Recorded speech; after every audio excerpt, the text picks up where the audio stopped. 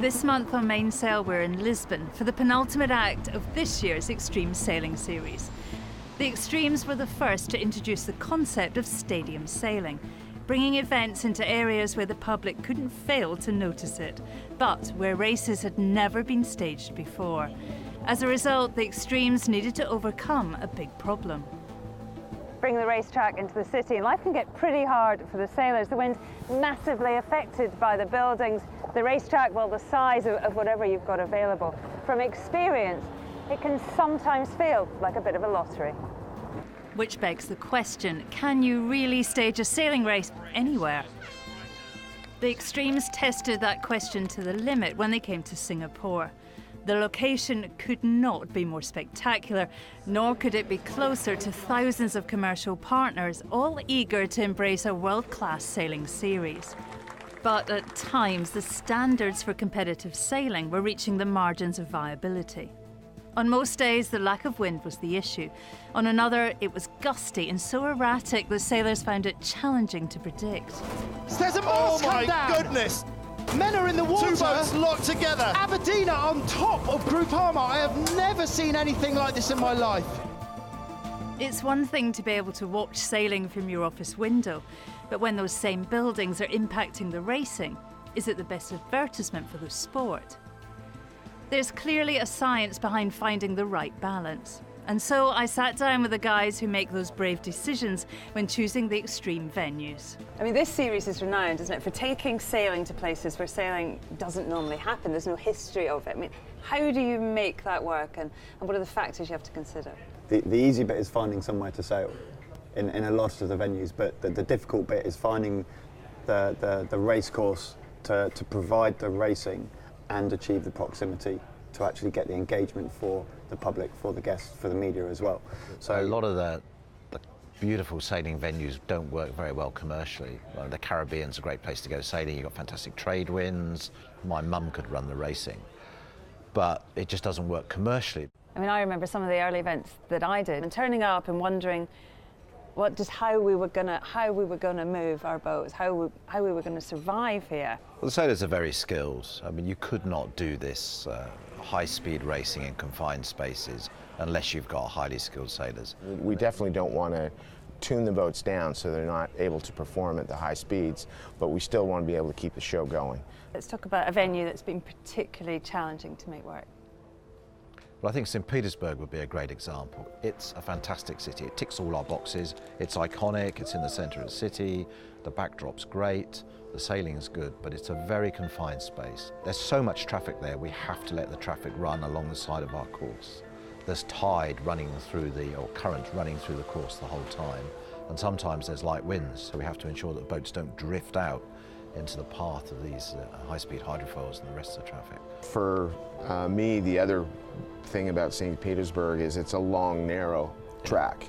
And we were very fortunate in that the breeze was coming down from the top of the course all the way down.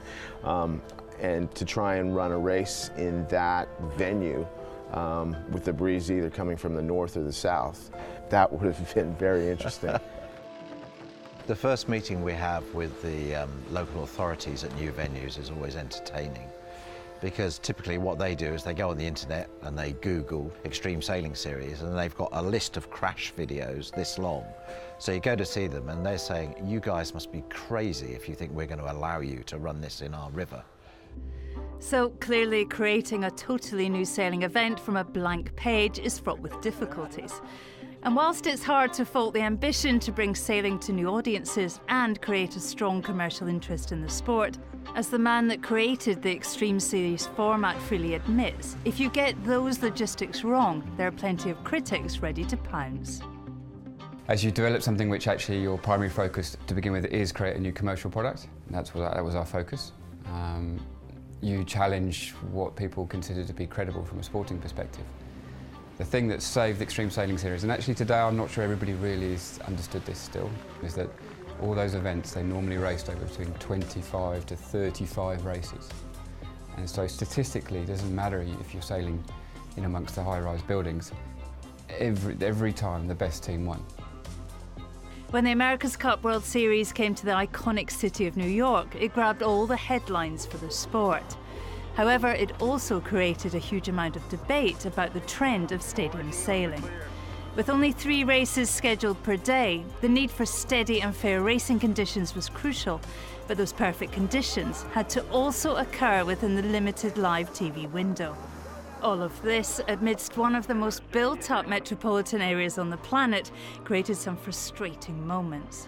Racing yachts, this is the race committee. I'm not happy that this is a fair race, so I'm going to abandon this. A few months later, the America's Cup moved on to Portsmouth, where the stadium course there generated some fantastic sailing. The man responsible for that location was Rob Andrews, who had also overseen the course at the 2012 Olympics, an event where stadium sailing's under even more scrutiny. As we moved towards 2012, it became apparent that we had to deliver a sailing audience, and people wanted a sailing audience. Creating that area there with the nose and the stadium, it gave an opportunity for 5,000 people to be part of those amazing sporting times. And I think for me it was almost like the sport coming of age. I suppose I think of myself racing in that scenario. You know, often the athletes have invested a lifetime, you know, and millions have been spent on that moment, on delivering a medal. And to increase the risk in any way, it's hard to swallow.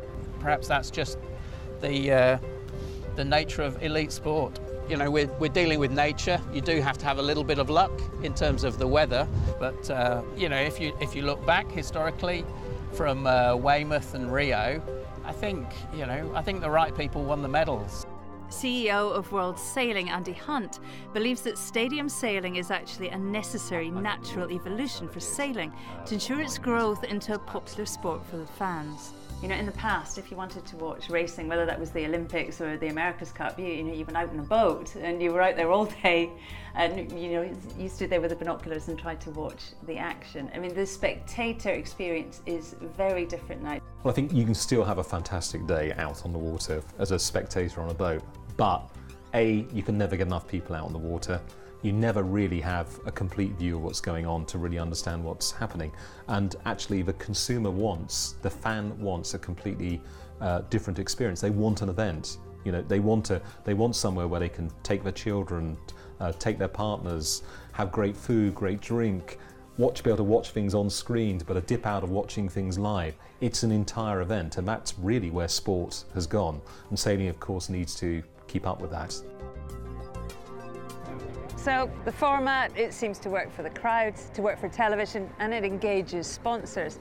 When we come back, we'll ask the sailors just what they make of it all. But for now, let's catch up with the rest of the sailing news. The dates have now been announced for the 2017 edition of the Volvo Ocean Race. This classic round-the-world team challenge will start on October 22nd with a 700-mile sprint from Alicante to Lisbon.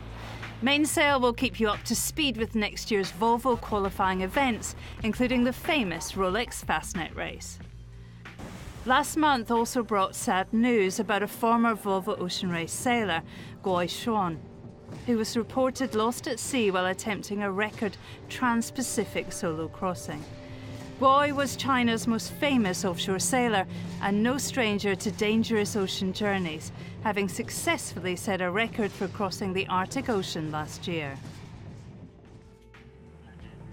Giovanni Soldini was first across the line in the Rolex Middle Sea race. He set a new record for multi-hulls, completing the 600-mile classic race in just over 2 days. George David's Rambler 88 was the first monohull to finish, but despite gaining line honours, it was Vincenzo Arato's Cookson 50, Mascalzone Latino, that took the overall trophy.